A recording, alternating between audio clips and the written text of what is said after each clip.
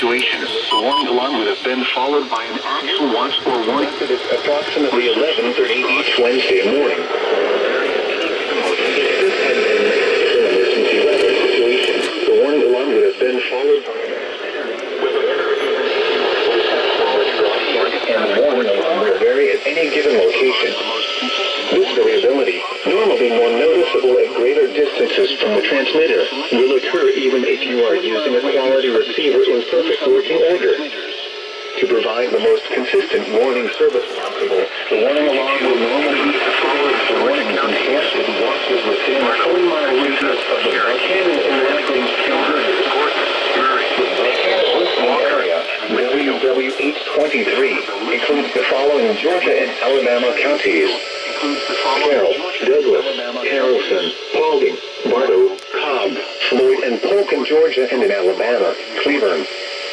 The Lagrange listening area, KXI 76, includes the following Georgia and Alabama counties: Oh, there we go. Carroll, Coweta, Heard, Mount Wheeler, and Thurston, Georgia.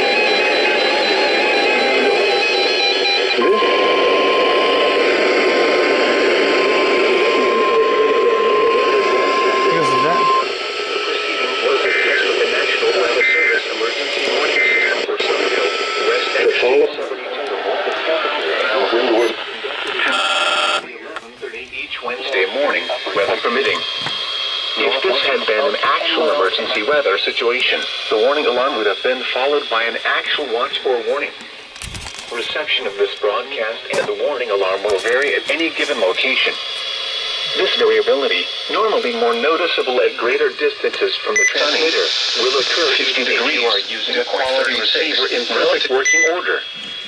To provide the most consistent warning service possible, the warning alarm will normally be activated for warnings in selected watches within a 40-mile radius of Somerville.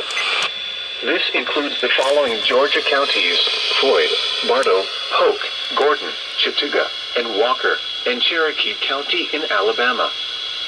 This concludes the weekly test of the warning alarm system. We now return to our normal weather broadcasting.